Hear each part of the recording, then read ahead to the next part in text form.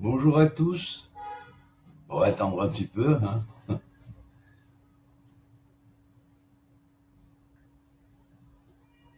D'abord, je souhaite à tous mes amis, et même ceux qui ne sont pas encore mes amis, qu'ils deviendront demain, Bezrat Hashem, et même à ceux qui ont été un peu plus ou moins tendancieusement opposés à moi, ou du moins au message que je transmets, je souhaite une bonne année, une bonne réflexion, parce que néanmoins, c'est vrai que quelquefois je parle, je dis des choses qui sont complexes. Bonjour Merav, bonjour Michael. Et difficile à comprendre, c'est vrai. J'ai parlé avec quelqu'un hier notamment, ça m'a un peu plus réveillé sur la chose. Il me dit, David, il y a des choses qui te paraissent évidentes et qui pour tous sont pas forcément évidentes. Je reconnais que c'est peut-être vrai. Je ne peux pas m'excuser d'être tombé dans le chaudron comme Obélix à la naissance est tombé dans le chaudron de la potion magique, hein. Moi, je suis tombé dans le chaudron de la Kabbale à la naissance, j'y peux rien. Alors, c'est vrai qu'il y a des choses qui paraissent compliquées aux gens et qui, moi, me paraissent des fois un peu simples et fondamentales. Et je suis désolé si j'ai blessé des gens en parlant ou en disant des choses qui les ont peut-être choqués parce que ça les a remis en cause dans leur avancement dans la Torah. Moi, mon but profond, c'était simplement de vouloir relever la tête au peuple d'Israël et que le peuple d'Israël réintègre sa fonction telle qu'elle était avant cette galoute qui a duré très très longtemps et telle qu'elle était avant notamment que les Kohanim véritables soient obligés de partir du temple à cause de la corruption qui a été faite à un moment donné de l'histoire. Malheureusement, ce sont des erreurs qu'on pourrait réparer finalement et ça peut être assez simple. Il suffit de se replonger dans certaines connaissances perdues, hein, ou oubliées, parce que effectivement, s'il y a une histoire de Rabbi Nachman qui dit merci Simon, Léa, bonjour, Michael, salut, Laurent, Mixebag, Simon, ouais, merci beaucoup d'écouter mes rafs aussi. Et donc, c'est vrai qu'il y a eu un oubli. D'abord, les textes eux-mêmes, et même le Talmud le mentionne, qu'il y a eu à Babel, pendant l'exil de Babel, un oubli de la Torah qui était avant Babel, notamment le Ktav. Vous voyez ici, c'est le Ktav que j'ai reconstitué avec sa matrice, chaque lettre dans sa matrice. Hein, le Ktav dit proto-sinaïtique. Et ce Ktav proto-sinaïtique était finalement une puissance extraordinaire qui permettait à Israël d'être à la hauteur et à la réalisation de la prière vraiment dans ce qu'on appelle aujourd'hui, c'est-à-dire qu'on a transmis au cours du temps, qu'on doit réintégrer finalement à la fin des temps, c'est-à-dire cette notion de Semichut Geoula Litfila, c'est où la prière deviendra tellement vivante qu'elle s'accomplira et que ce qu'on dit ne se contentera pas d'être des mots sortant de notre bouche, répétant des choses comme des fois, un petit peu comme un certain oiseau qui est capable de répéter, répète. D'ailleurs, il y avait un oiseau très kadosh, très saint, du rabbin Asayak, Zichron Livracha, de Nice.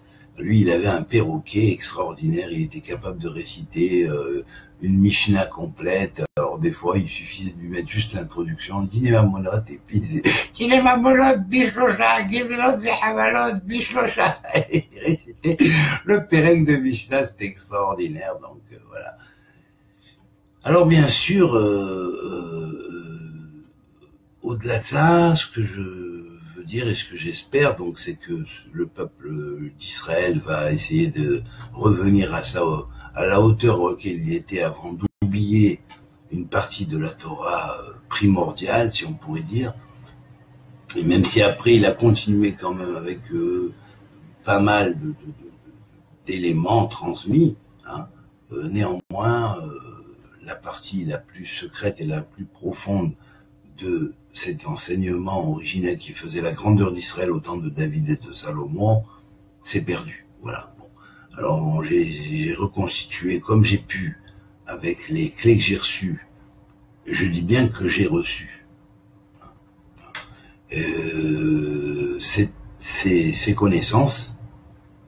Maintenant, à vous de voir comment on pourra transmettre ça et que ça pourra prendre une dimension qui soit à l'échelle de tout Israël et de raviver leur mémoire, de retrouver qui ils sont, d'arrêter de se sous-estimer, parce que c'est en nous sous-estimant qu'on devient, qu'on oublie en fait ce qu'on doit être, voilà, et qu'on ne s'assume pas. Alors voilà, je vais simplement vous demander de me faire confiance, parce que ce que je vous demande de faire, de toute façon, c'est pas difficile, c'est pas contraire à quoi que ce soit, pour ceux qui sont habitués à un système bien fermé, bien carré, et on dit de ce carré-là on n'en sort pas, parce que si on en sort c'est dangereux, donc je comprends leur peur. Je dis simplement, faites-moi confiance juste là-dessus, parce que ça ne contrarie pas, ça vous dérangera pas, au contraire, ça vous renforcera.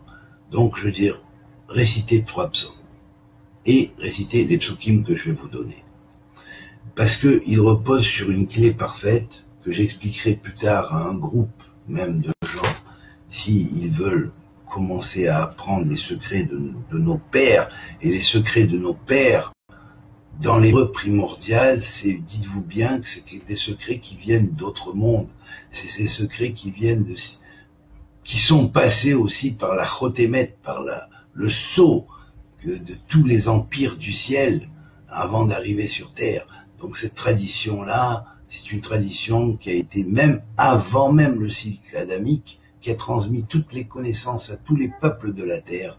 Et à un moment donné, il y a une cassure, et c'est cette cassure que nous venons réparer dans ce cycle diadamique du tikkun. Voilà, du tikkun, c'est-à-dire de la réparation. Alors bien sûr, on aurait pu réparer plus vite s'il n'y avait pas eu le souvenir des mondes anciens qui avaient rejailli avec ce qu'on a appelé la faute primordiale, ou la faute de l'arbre de la connaissance du bien et du mal, qui n'a rien à voir avec le dit péché originel qui a été développé par la suite par le catholicisme, qui a trahi la parole du Christ, ou enfin de Jésus, de celui à qui il se référait à la base et à l'origine, mais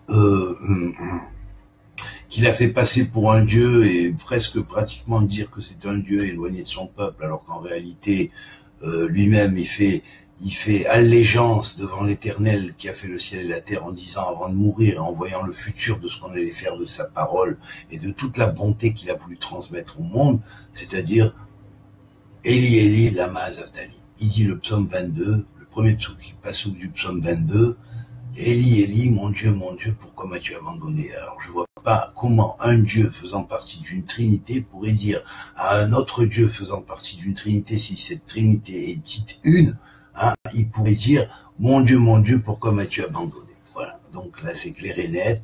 Il n'y a pas de statut. C'était un orthodoxe, un juif orthodoxe, un bon juif qui pratiquait la Torah de ses pères et qui était même assez avancé dans la Torah de ses pères pour aller même un peu plus loin que certains dans sa génération. Donc voilà, donc je remets le pendule à l'heure à ce niveau. C'est vrai que j'aurais pu, et à un moment donné on m'avait demandé de le faire, continuer et faire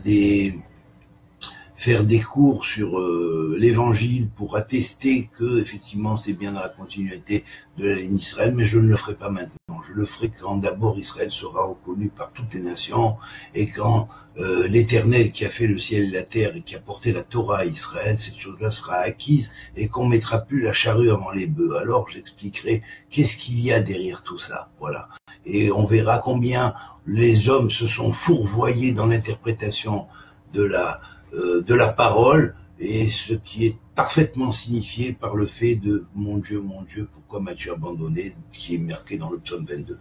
Le premier abandon, c'est déjà que l'Église qui s'est formée sur cela, par la suite a abandonné le code en 22 lettres de l'alphabet hébraïque. Voilà, déjà ça, c'est la première entorse, et c'est pourquoi c'est un des versets du psaume 22 qui est bien attesté. Ça veut dire on a pris le latin, on l'a mis à la place de l'hébreu, et il y en a aujourd'hui qui vont dire oui, en fait c'est le français qui est la langue originelle, et c'est le français qui est la langue qui a pris la succession de l'hébreu. Alors ça fait plus de 2000 ans que ça dure. Alors il est temps de remettre les pendules à l'heure et de dire la vérité. Et puis s'ils veulent confrontation avec moi, je peux faire confrontation, il n'y a pas de problème. Quand ils veulent, à ce moment-là, je leur démontrerai par A plus B, avec preuve à l'appui, et avec tout ce qu'il y a derrière cette tradition, que c'est bien les Hébreux qui ont porté la connaissance à tous les peuples de la terre, et que ce soit le celtisme, que ce soit l'hindouisme, que ce soit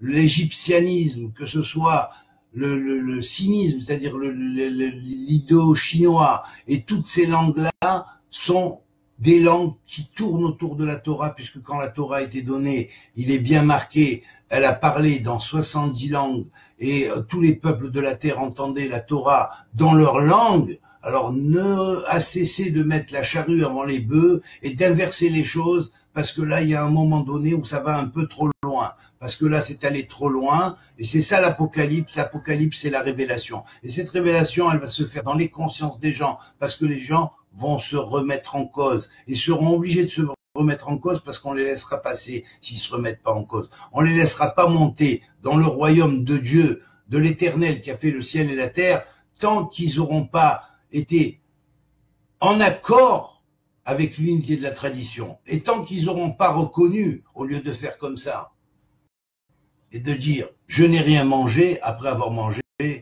ce que le peuple d'Israël, le peuple juif, a apporté au monde, la science des Hébreux a apporté au monde. Alors aujourd'hui, si vous avez des pyramides, même vos pyramides, elles ont été construites par la base d'une tradition proto-sinaïque. Ça, c'est ça que Yosef a su démontrer à Pharaon. Il faut bien comprendre la symbolique de la chose, c'est qu'en fait, le système égyptien lui-même, dans ses origines de l'Égypte originelle monothéiste, avait reçu de Hanor, qui était une des âmes rescapées des anciens mondes, qui est venue corriger les erreurs qui ont été faites dans les anciens mondes. Alors bien sûr, il est temps de remettre les pendules à l'heure, et il y a bien un moment où ça va se faire, et croyez-moi, cette année 5778, elle va réserver des surprises à nombreux. Voilà. Alors maintenant, je voudrais vous demander une chose. Bonjour Rachel, et bonjour Elia, et Shalom.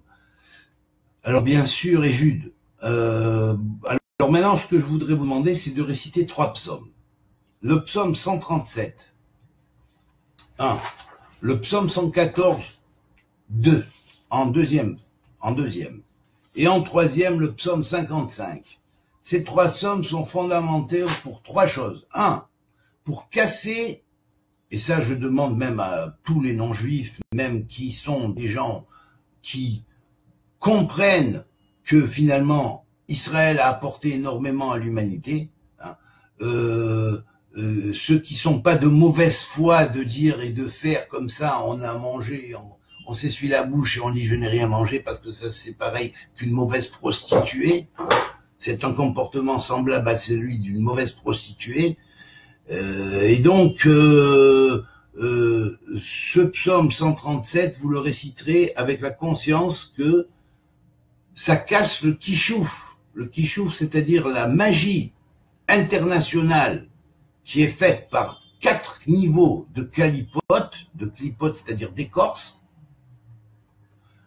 Un niveau qui est les charlatans, c'est ceux qui manipulent le monde, qui sont des êtres terriens, bien sûr, et qui manipulent le monde et qui sont en connivence avec des forces occultes, de magie noire et tout ça, et qui perturbent le monde et introduisent dans le monde par ces magies mauvaises la guerre et l'inimitié entre les gens et la sorcellerie et toutes ces choses choses-là qui sont des pactes faits avec des entités des ténèbres. Deuxièmement, au-dessus de ça, de ce deuxième niveau des forces occultes, hein, il y a un troisième niveau qui représenterait les anges déchus. Hein, les anges déchus, eux, ont été relégués à certaines parties de la terre parce que ils ont failli à leur mission, et donc tant qu'ils n'auront pas fait tchouva et se seront repentis devant l'Éternel qui a fait le ciel et la terre, comme à l'époque de Hanor a été envoyé vers eux pour leur faire repentir, et certains se sont repentis et ont demandé pardon à l'Éternel pour être réintégrés dans le royaume de l'Éternel. Et puis il y a bien sûr les prédateurs qui eux viennent de on sait où, soit d'autres dimensions, soit d'autres planètes. Et bon, c'est pas la peine de rentrer dans la notion de d'où et qui, parce qu'il y en a variation, et ce sont ces êtres-là qui sont appelés Eshmil Lakarat, le feu très terrible qui manipule le monde, et ce sont eux qui manipulent et qui ont manipulé les civilisations antérieures, qui ont manipulé les civilisations antérieures et qui ont fait que il y a eu des des perturbations dans l'histoire, avec des meurtres, avec des guerres, avec des mensonges qui se sont introduits de façon à perturber l'humanité et à mettre une partie de l'humanité contre l'autre, en enfermant chaque religion dans son carcan religieux, en faisant des parodies, et donc par là la vérité a été perturbée, elle a été déracinée de son tronc d'origine, parce que le tronc d'origine c'est une chose, tout est sorti de la Torah, soit de la Torah primordiale universelle à laquelle on doit revenir, soit de la Torah qui a été donnée dans ce cycle en passant par Israël, qui est la clé de la Torah universelle, qui est la racine de tous les mythes, de toutes les religions du monde, de toutes les traditions du monde, dans leur aspect monothéiste originel, car il y avait bien un aspect monothéiste originel à l'origine de chaque tradition. Les choses ont été changées, tronquées, et tout ça s'est fait par l'intermédiaire de prêtres et de prophètes de mensonges qui ont voulu mettre la main basse sur le peuple et qui travaillaient pour ces forces prédatrices qui, elles, utilisent un petit peu les humanités en formation dans ce monde de tordéma, c'est-à-dire d'expérience, parce qu'on n'est pas encore admis comme une société émancipée dans le royaume de l'Éternel, dans le royaume de Dieu. Alors bien sûr, on subit notre test ici. Voilà, c'est tout. Donc voilà. Alors donc, je dis le psaume 137 pour casser la magie mondiale internationale, pour même au niveau individuel, vous pouvez réciter le psaume 137 pour vous faire un bouclier contre les magies qu'on vous fait ou contre les magies qu'on fait à vos proches, et surtout après le psaume 137 ou avant, si vous voulez, c'est pareil, vous direz les 3 psukim que je vais vous énumérer ici, qui sont le pasouk 90, le Pérec, qui sort le premier du psaume 98 verset 4. Retenez bien, psaume 98, verset 4, et il est Ari'u, l'Adonai, Kol haaretz, Pishu, Veranenu, Vidameru. C'est-à-dire que David Améler, dans ce verset de ce psaume-là, qui est lié à cette chose-là, lié au fait de casser la magie mondiale, internationale, qui sévira sur le peuple jusqu'à la fin des temps, eh bien, il a bien dit, voilà, il y a devant le nom, le 13e nom du Shem HaMeforash, qui est le nom de Yud Zayin Lamed, et on lui rajoute Yud Ke pour l'ange qui le commande, Yezalia, ou Yezal El, de nuit et de jour, eh bien, c'est pour apporter cet éclairage-là et la reprise de conscience. Alors le verset dit comme ça, Ari'u l'Adonai, acclamez l'Éternel, troupeau de Dieu. Troupeau de Dieu, c'est toute l'humanité, le troupeau de Dieu. Ça commence par Israël qui donne le chemin, et puis après, tous ceux qui retrouvent le point Israël, c'est-à-dire être droit en eux, ça devient l'humanité, passe au stade d'Israël, effectivement, comme c'est marqué dans les livres de tous les prophètes, et comme ça a été prédit par nos prédécesseurs de la vérité. Ari'u l'Adonai, et acclamez l'Éternel, troupeau de l'Éternel. Kol haaretz pitzhu veranenu vezameru. C'est-à-dire, louange et chant, hein, ouvrez la bouche pour éclater en chant et en louange. Voilà ce que dit le premier verset. Le deuxième verset, c'est le verset 102 du psaume 140. Alors c'est Halitzini Adonai, mi Adam Ra, mi Ish Hamasim, Tenatzereni. Protège-moi, Éternel, hein, de la pression que fait l'homme de mal, et ça Dieu sait qu'Israël a subi cette pression de l'homme de mal, hein, et de ceux qui vont inventer des histoires qui n'ont jamais existé pour créer un peuple qui n'a jamais existé, et toute l'opinion mondiale reprend cette chose-là alors que ça n'a jamais existé, et que toutes les preuves sont ici, au temple, sur ce lieu-là, que Israël a bien été présent, que c'est en hébreu qu'on avait écrit, mais non, on va chercher un Palestinien qui n'existe pas, et tout ça, toute l'opinion mondiale reconnaît la chose, et on vote oui. Ah ben, vous votez oui.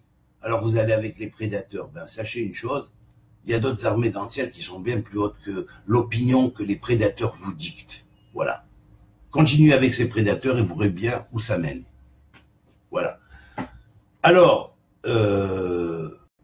sors-moi de cette souffrance-là éternelle de l'homme mauvais, hein, mi-ish hamasim tenatzereni, de l'homme du Hamas, de violence, protège-moi. Le Hamas, c'est actuel, hein, aujourd'hui, le Hamas, hein, c'est très actuel, le Hamas, aujourd'hui.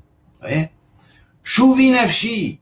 Le troisième, c'est le pasouk émanant du psaume 116, dont la valeur numérique est égale à Yinon, qui est le nom du Mashiach, Mizmor 7, Mizmor, ou le psaume 116, verset 7, Shuvi nafshi, reviens mon âme, les menu hayechi à la sérénité, qui Adonai, car l'Éternel, Gamal alaychi, car l'Éternel te prodigue des bienfaits, me prodigue des bienfaits, voilà. Alors c'est David qui parle à son âme, David représente le Malchut, il représente tout Israël, et il représente toute la conscience de l'humanité d'un Israël en futur en formation, hein, et il dit, qui Adonai Gamal alaychi, car l'Éternel me prodigue des biens dans mon âme, voilà.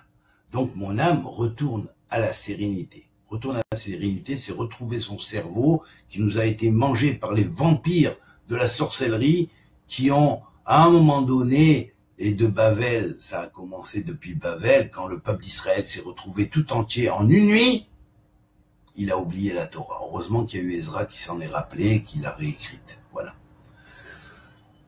Et en Ashurite. Mais le Ktaf Kadoum, on a perdu sa clé, donc on l'a abandonné. Voilà. Mais maintenant, je l'ai retrouvé, la clé. Et bien d'ailleurs. Hein. Et je suis prête à la réenseigner. Et croyez-moi, ça va faire du réveil des mourhin, des cerveaux supérieurs. Donc, le deuxième psaume que vous réciterez, c'est celui qui est contre l'énergie que vous avez perdue, parce que vous avez tous perdu, étant donné que vous avez été vampirisés par des vampires, hein, vous avez tous perdu votre conscience. Vous avez tous perdu, il vous reste qu'une étincelle de ce que vous êtes en réalité. Alors vous allez réélargir vos kélim de réception. Comment? Ben vous allez les retrouver, vous allez retrouver la mémoire. Et ça, en retrouvant la mémoire, ne craignez pas, il n'y aura pas de brisure de kélim. Hein, il n'y aura pas de brisure de kélim, de brisure de vase. Il y aura tout simplement un rappel de ce qu'on était. Alors là, vous réciterez, avec le psaume 114, qui est la clé de cette opération-là, vous réciterez le verset 31 le verset 15, pardon, du psaume 31, je répète, verset 15 du psaume 31, Ve'ani alecha batahti, car moi, Éternel, je me suis confié à toi et j'ai eu confiance en toi, Amarti Elohayata, je suis dit, tu es mon Dieu. Et là, je veux dire, ce pasouk-là, comme introduction, il n'y a pas mieux pour retrouver l'énergie qu'on a perdue par les voleurs d'énergie que sont ces vampires-là. Alors ensuite, le deuxième verset, c'est le verset 12 du psaume 71, Elohim, Al tirahek mimeni. Éternel, ne t'éloigne pas de moi. Elohai, azarti husa. Les azarti husa. C'est-à-dire, Éternel, ne t'éloigne pas de moi, parce que même si on m'a vampirisé pratiquement toutes mes énergies, au moins j'ai eu une étincelle qui toujours sait souvenir de te servir. Et ça, c'est le peuple juif, et ça, c'est le peuple d'Israël. Et ça, c'est incontestable, et vous le verrez bien. Voilà. Et ensuite, Elohai, les Ezrati Krousa, car tu es celui qui empresse-toi de me venir en aide. Vient ensuite le psaume 119, dans le psaume 119, le verset 108, qui est Nedavot pi retzena Adonai ou mishpatecha lamedeni. Ça veut dire, reçois les présents de ma bouche, ô Éternel, ou mishpatecha lamedeni, et tes jugements, apprends-les-moi, parce que je les connais pas. Je crois les connaître, je crois que c'est l'interprétation de la Bible à premier niveau, mais non, c'est pas ça. Non, apprends-moi le vrai jugement, celui qui juge maintenant, qui comprend, parce que c'est toi qui vas m'apprendre le vrai jugement. Et quand tu auras mis dans le cœur de juge nouveau le sens de la justice, un nouvel Israël va se lever, va se dresser, et ce sera des choisis parmi tous ceux qui ont perpétué la tradition et qui veulent retrouver la tradition originelle. Et ce nouvel Israël sera effectivement les Kohanim de l'humanité. L'humanité deviendra au stade d'Israël. Voilà. Puisqu'il y a toujours Kohanim, Léviim, Israël. Donc il y aura Israël, les Noachim les premiers Noachim qui deviendront certainement les Léviim, et puis il y aura le reste du monde qui sera convaincu qu'il faut aller dans le bon sens et qui commencera à comprendre ce que la Bible a dit et qui commencera à appliquer sans dénaturer les paroles de l'Évangile après avoir fait quelques corrections, parce que néanmoins il y a eu des distorsions dans des textes, puisque la Torah en 22 lettres et ce qui a été transmis en hébreu a été retranscrit en grec et après en latin, et là il y a eu quand même des fossoyages. C'est pareil pour le Coran par rapport au Coran originel. Voilà. Alors maintenant je vais dire le 4e verset, qui est le verset 1 du premier livre de la Torah, qui est Bereshit bara Elohim et Hashamayim ve'et haaretz. Par le secret de ce qu'on appelle la fin des choses était marquée dès le commencement. Souvenez-vous de ça, et que les énergies retournent à leur origine par le secret du psaume 114, qui est lié à cette opération-là, et qui est la valeur numérique de Meler David avec Yud dans David, qui est le David de la fin des temps, et qui est la valeur numérique de Magen David Ba. Il y a un bouclier de David à l'intérieur de cette chose-là. Donc, récitez cette chose-là, et puis plus tard, quand vous aurez un peu mieux étudié, je vous enseignerai qu'est-ce que ça veut dire à ce niveau. Voilà. Ça, c'est les cavanotes qui sont à l'intérieur de toute cette opération. Et la 3e opération que je vous demande, c'est de réciter le psaume 55, dont la valeur numérique est Akol. Akol, ça veut dire le tout. Pour rééquilibrer le tout d'un zivug yafé, d'un zivug yafé, c'est-à-dire d'une conjonction parfaite, parce que il y a Akadosh Baruch Hu, c'est-à-dire la force divine, masculine, si on pourrait dire, active, et la force divine réceptrice, qui passe par l'intermédiaire de sphirotes actives et de sphirotes réceptrices. Eh bien, il y a eu, à partir du moment où les êtres humains, les Bnei Israël, ont commencé à s'éloigner un petit peu de la voie originelle, eh bien, il y a eu une cassure, si on pourrait dire, non pas entre Dieu et sa Shekhinah, et sa présence dans lui-même, dans son être, mais dans l'être qu'il a mis à l'intérieur de l'être humain en le faisant à son image et à sa ressemblance. Et là est toute la réparation que l'homme doit faire pour réaliser lui-même l'âme divine qui est en lui. Voilà, donc voici les versets. Alors, avec le psaume 55, vous réciterez ces 3 versets-là, qui sont le verset 3 4, pardon, du psaume 3, Ve'ata Adonai Magen Be'odi, et toi, Éternel, tu es mon bouclier perpétuel, Kevodi, tu es ma gloire, Umerim Roshi, et tu me relèves ma tête.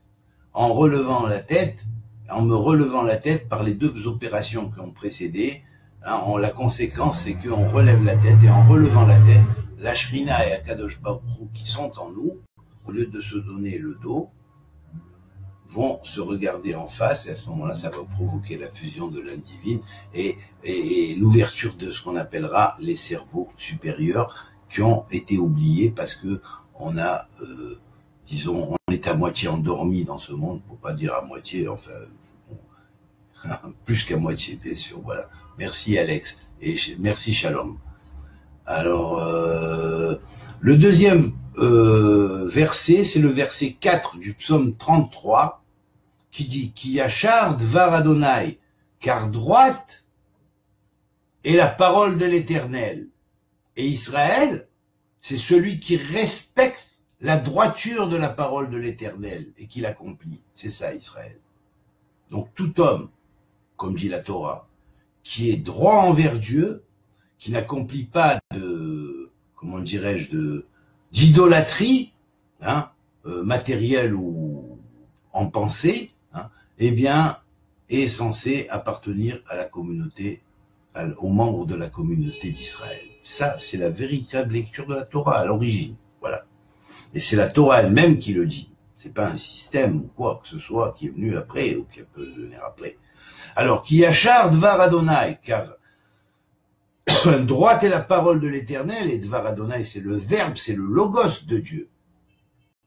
Vekol ma'asehu, et toutes ses œuvres, be'emuna, se font par la foi, par l'intégrité, et pas, on pourrait dire, la fiabilité. Voilà, la fiabilité. On peut y croire, on peut avoir confiance en. Voilà. Et là, curieusement, on a le Shem Vassar qui est avec Vav, Shin, Resh. Donc, quand on permute les lettres, nous avons Shor, et Shor, c'est le signe de la résurrection de l'État d'Israël. Voilà. Alors ça, c'est juste pour vous dire que c'est dans cet Israël qui a résurrectionné et qui reviendra effectivement à l'actualité, comme c'est marqué dans les prophètes de vérité et pas dans ceux qui ont perturbé les prophètes ici de mensonges, qui ont fait après, eh bien, cela va faire qu'une chose, c'est que le retour aux origines, eh bien, la chose va s'accomplir des prophéties telles qu'elles ont été prédites par les prophètes de vérité. Odé Adonai Katzitko, c'est le troisième verset, qui est le verset 18 du psaume 7.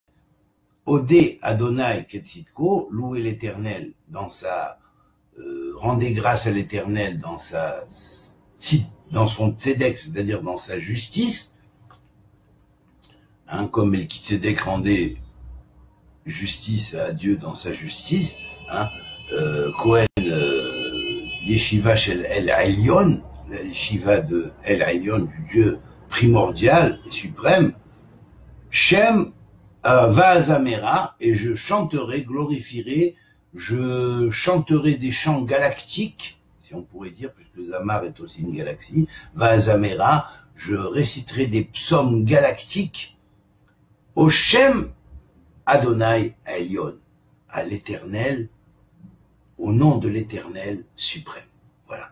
Alors, bien sûr, tout ça, c'est lié, vous récitez le psaume 55 avant ou après, vous pensez au mot Akol, qui fait 55 en valeur numérique, par le secret de ce qu'on appelle Koné Akol, qui maintient la totalité des choses, et avec l'aide de Dieu, vous verrez que ça produit des effets conséquents et en fonction, et que beaucoup d'entre vous pourront se réveiller beaucoup plus facilement et arriver à comprendre la Torah avec beaucoup plus de facilité que lorsque vous la recevez d'une manière un peu endormie ou léthargique, parce que les forces qui pompent sont là derrière à vous pomper et à vous prendre votre énergie parce que vous ne labourez pas le champ de la Torah comme il faut. Voilà. Que Dieu vous bénisse. Alex, merci. Shalom David Ben Noir, merci. Chantal, merci. Keren, bonjour et merci. Et bonjour à tous. Et que Dieu vous bénisse. Et Shana Tova. Et puis le meilleur pour vous tous, pour nous tous et pour tout Israël. Et pour tous les bons qui existent dans l'humanité. Et je sais qu'il y en a. Voilà, il y en a énormément. Simplement, ils sont... Des fois, les êtres humains sont perturbés par une petite occlusion qui perturbe tout et qui